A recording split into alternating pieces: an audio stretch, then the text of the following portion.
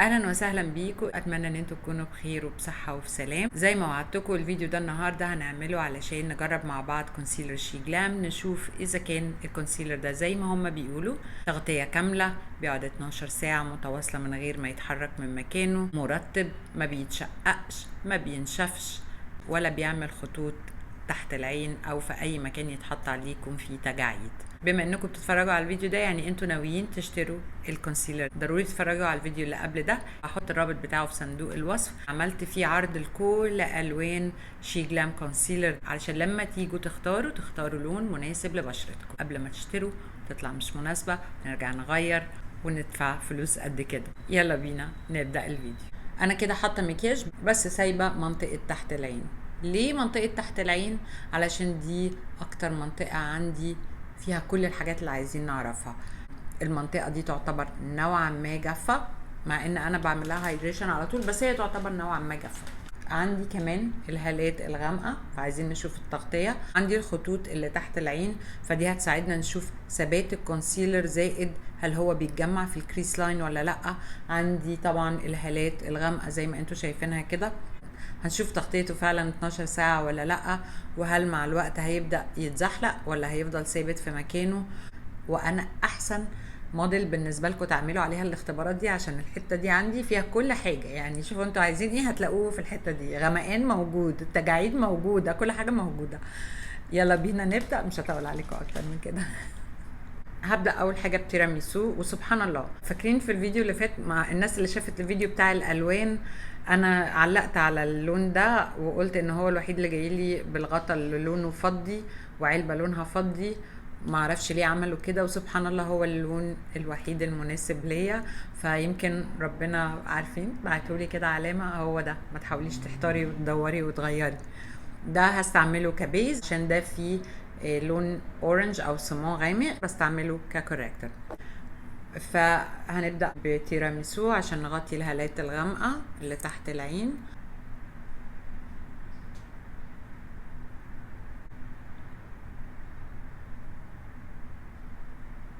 اوكي، بحب استعمل فرشة كونسيلر.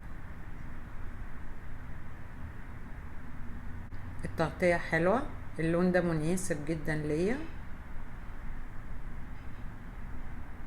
شايفين الهالات ازاي اتغطت؟ ارجو ان ده يبقى باين في الكاميرا.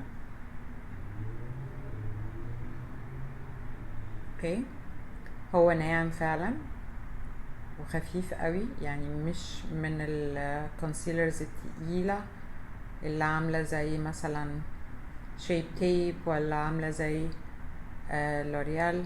لا، لوريال قصدي انفاليبل، اخف منهم. التغطية يعني بصوا ممكن تبقى نقول ان هي ميديوم قريبة للفل.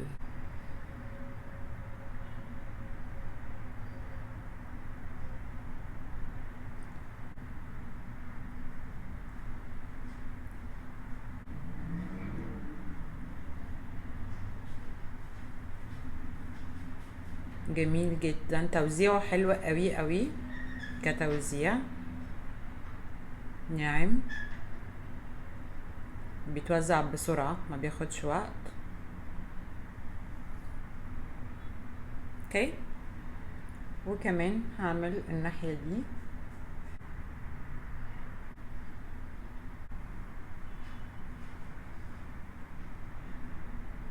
تمام، بعد ما عملت ده هستعمل لورا مارسيه. انا بحب استعمل السفنجة دي اللي هي قطيفة، بتنعم بطريقة رهيبة تحت العين. يو، كل حاجة وقعت. طبعا ايه اللي بيتعمل؟ اول حاجة بنعمل كده بالبيوتي بلندر على خفيف عشان نشيل اي خطوط اتجمعت فيها اي حاجة. بسرعة بسرعة بسرعة وبسرعة بسرعة بنستعمل الباودر بتاعنا كده، وبمسحه، بخليه خفيف قوي. وبعد كده طبقة خفيفة.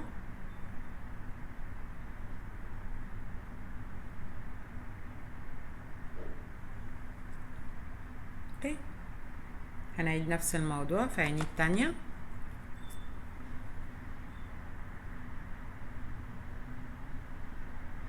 لان طبعا في الاخر دي انعم من الفرشة، بس انا في التوزيع بحب الفرشة. بعد كده دي بطبطب بيها طبطبة خفيفة علشان الخطوط اللي بتبقى اتكونت على ما خلصت كده. ما بحطش كتير.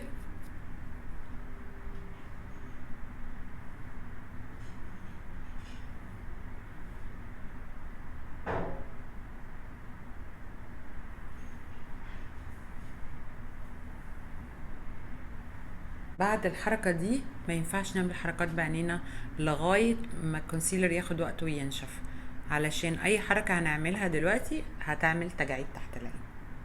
انا دلوقتي هستنى ال 12 ساعة، يعني تقريبا لغاية قبل ما ادخل انام، وهصور الفيديو ونشوف النتيجة اللي حصلت ايه. باي مؤقتا. ورجعت لكم تاني عشان نعمل ابديت. خلوني احاول اقرب لكم. كونسيلر ما اتحركش خالص من مكانه. الخطوط خطوط وشي العادية او خطوط عيني العادية، مش متجمع في الخطوط، مش متجمع في التجاعيد، عادي اهي. بضحك وارجع تاني، مش متجمع. الترتيب جميل، ترتيبه حلو جدا. وبصراحة يعني في ماركات اغلى من كده بكتير، وبحس ان تحت عيني بقى ناشف جدا، وكمان ما اتحركش من الكورنر.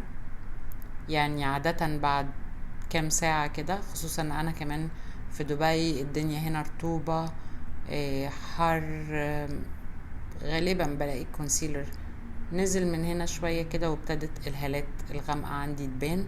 ده ما حصلش كل ده وانا ما حطيتش كمان سبراي تثبيت. لو اخدتوا بالكم انا حطيت الباودر وخلاص، فما استعملتش سبراي تثبيت.